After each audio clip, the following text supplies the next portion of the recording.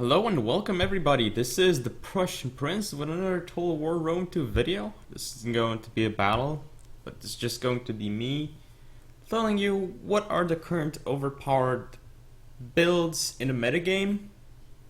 And maybe they'll be fixed by patches, maybe players will actually find something to beat them, but so far not really, people haven't really had success against those builds. So I'm gonna start with the first faction, Arverni. So at a glance you can see that they have really strong heavy infantry, the Oathsworn. You can also see that they have a strong cavalry noble horse, which is obviously... They have the best sword infantry and the best cavalry from the barbarian factions, and they're really strong.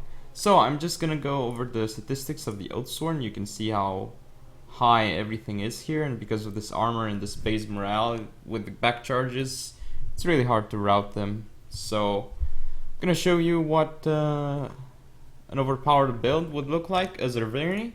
So what you can do is you can select one of those three generals, but I go with commanders since you can do raise banner and rally. I find it more useful than warrior or strategist. Anyway, I take as my general an Oathsworn unit. Then I take basically like 11 Oathsworns and a noble horse. So 4, 5, 6, 7, 8, 9, 10, 11, yeah, 11 Oathsworns and a noble horse. And this is generally enough. You want to use the noble horse just to chase off skirmishers, so there is no draw or anything after you beat up his melee force. And this noble horse can also be useful for killing off light or medium infantry that he may be using, or just doing some back charges just to force him one of his flanks to rout or something. Because it's still useful even against heavy infantry to use noble horse, but you don't want to go and get a lot of them right now. But anyway, how do you use this build, you may ask me. So you put your general in the center of your formation, because on the flanks there's a decent chance that he would die, and if he's in the center of your formation, he provides more bonuses, and his rally and raise banner can cover more units instead of if he was on a flank or something. Additionally, you just deployed them, basically you deploy enough of them to cover the length of your opponent's line. So you don't want to have, like, you don't want to cover the whole map with Oathsworns if he doesn't do that, for example, or with his infantry. You just want to match his line's length with your line's length. So then what you do is you also add you also change something with that, and you just have one unit to flank on each of the flanks at least, and that should be enough. But if you have to put your units in like 6 or 7 ranks deep to match his line, then don't do it, because you should just use like 4 or 5 ranks deep Oathsworns usually.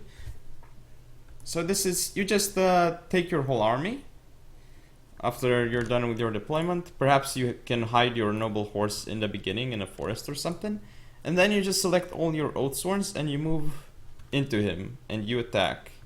The thing is, if he has pikes, the safest option is to go around pikes. If he has heavy cavalry, do not worry about that, because heavy cavalry, they just die to... well, they don't really do too much against heavy infantry. So just make sure that you don't get caught too much off guard. But I also give some upgrades to my Oathsworn general, 2 upgrades, just to make sure that he really doesn't die. And after you engage into melee with your opponent, and once he commits all his cavalry, so that he tries to get as much damage as he can, what you do after that is basically you either win if he doesn't get skirmishers, because you would win the melee fight since you have so many strong melee units, or alternatively you could be kited to death And this is why you have the noble horse. If it gets into such a late game scenario, you have a noble horse that you can use to chase down his skirmishers and win, that you were hiding in the beginning of the game. So yeah, that's basically how you use this overpowered build as Irvirni. So let's move on to... Well, I'm only going to be showing you the most overpowered ones. So yeah, let's move on to... Which one should I use next? Let's go with Sparta. So, the most obvious one would be taking a Royal Spartan and then getting all these pike units and giving them upgrades until as many as you can with Commander General. Let us see. Yes, so basically this is what you can do with Sparta. This is one of your options as Sparta. Now, do not put your pikes into 2 ranks deep. Put them in like 4 ranks deep at least. Maybe even 3 ranks deep, but 3 ranks deep, I'm not really quite sure how well that works, so you should try at least 4 ranks deep with the pikes. Put them into 2 lines, because I'm sure you can have 2 lines of pikes and still match your opponent's line, and make sure that your second line, what it does basically is it should prevent your opponent from flanking you with the melee units. That's what you should do. And another important part, which is very, very important, what you do with your second line is you ensure that your opponent cannot pull through your first line with heavy armored units such as Praetorian Guards or Royal Spartans. Because pulling through, if you put your heavy armored unit in like maybe say 5-man long formation and like a lot of ranks deep, what you can do then is just do not give an attack order to your unit, but give move order, well, run order to behind your enemy's pike unit. And then your unit will take some damage, yes, but at some point you will get behind the pike unit and you will be able to engage him and be cost effective once you're behind him, because then he will not be able to get his pike units to get to work, because they'll be stuck facing the wrong way and they will not turn around to face your melee units, Oathsworns or Praetorian Guard or Royal Spartans or whatever heavy armored unit you used to pull through. So that's one problem that you have to take care of when you're using pikes. This is why you have the second line.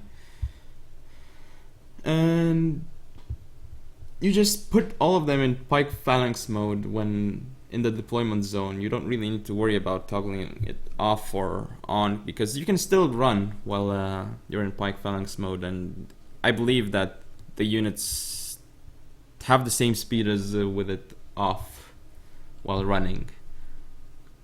But anyway, it's just safe to keep it on just in case you miss it. And also use steady while you're getting charged, because it helps, and it doesn't really exert fatigue, so that's fine. You can use it when you're getting charged, and or whenever you can keep using it as well. And also make sure that you keep your general behind your enemy, not behind your enemy, but behind your second line, and be ready to raise banner or rally with him. Probably raise banner is what you're gonna need to use in the beginning, and rally you wouldn't really need to use. You'll have to use it later, I guess. But anyway, that is one Spartan build. The next Spartan build is also quite annoying. And also, oh, I did forget, for the pulling through part, you can thank Core of Existence from Warriors of Crom clan. He's the one who did this. So yeah, for the other overpowered build as Sparta, you have Royal Spartans as general, and then you take a lot more Royal Spartans here, and you basically have like 12 Royal Spartan units, and that should be enough against Sparta or whatever. But you don't bring this, you only bring this if your opponent's bringing a Pike Nation, basically. So you can pull through him, and then once you pull through, you go into hoplite mode once your units are behind his pikes. And then you click attack order. Actually, no, you click attack order before you click hoplite phalanx mode, because if you click attack order, then hoplite phalanx will get will stop working. So that's why you have to do hoplite phalanx after clicking the attack order. So with this build, that's basically what you do. You just pull through the enemy, and then individually select your units and click attack order on the unit that they went behind. And that's how you use this Royal Spartan spam build. So next, I'm gonna be selecting, and by the way, reason I'm doing this is because I want to raise attention, and that's to those builds, and that's why I've been using these builds in videos, because this needs to be dealt with either by players adapting or patches happening. But I think patches have to change things, and it seems like there will be some balance patches, but I'm not sure if they're gonna completely eliminate this heavy infantry spam, unfortunately. And let us go for the next build, which would be Rome. For Rome, well, you have to take either General and Bodyguard or Legatus. Personally, I go with Legatus because he has higher health, and he is slightly cheaper at that. And they have basically the same abilities. Of course, Commander General as well.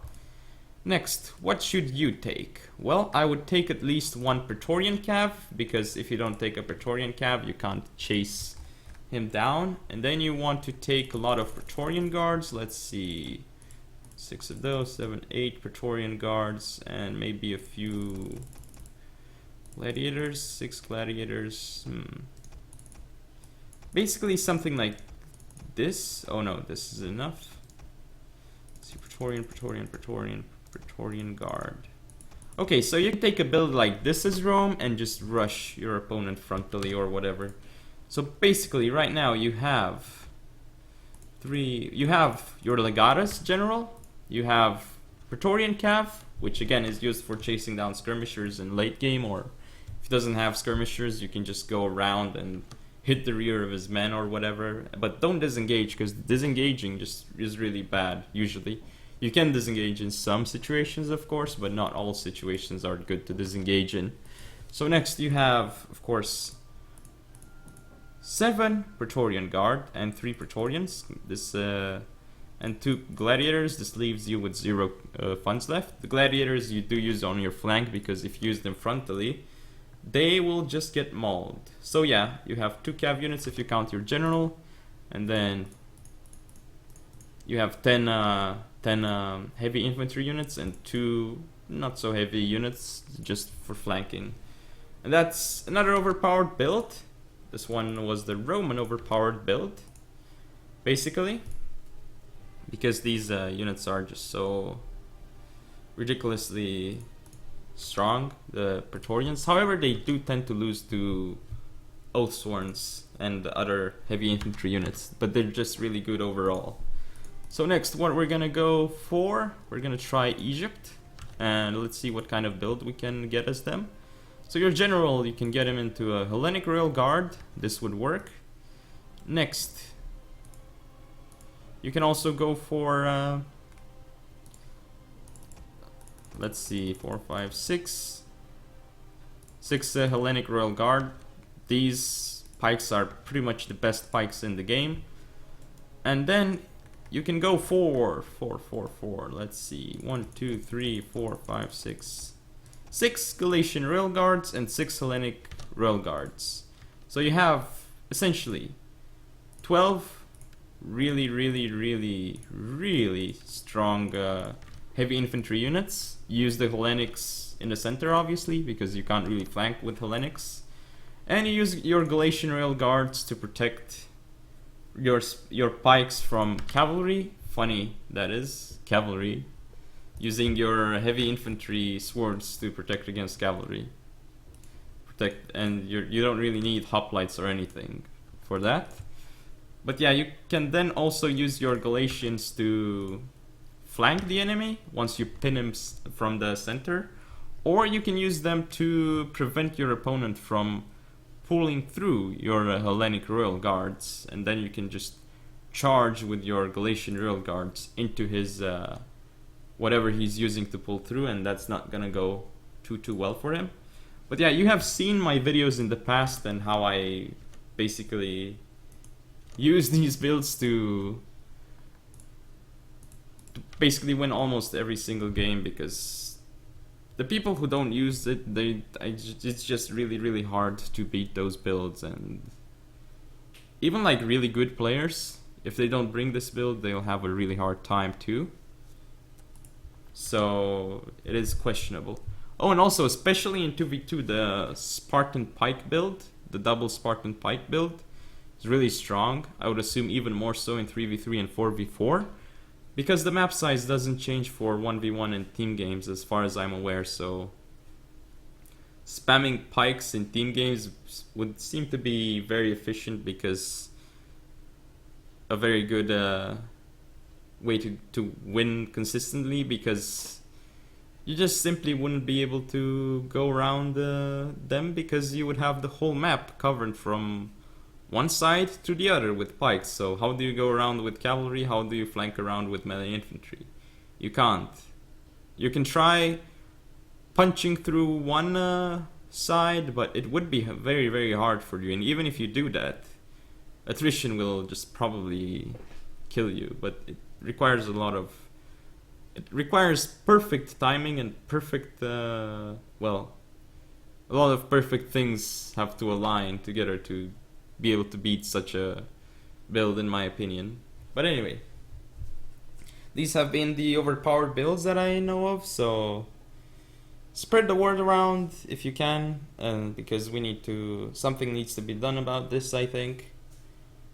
But we will see if the new patches are gonna fix things around. I like that they're lowering the infantry run speed, and that they're making shock cavalry more useful right now. So yeah, that's it for now, guys and girls. So if you enjoyed, don't forget to comment, rate and subscribe, follow me on Facebook, Twitter and Google+.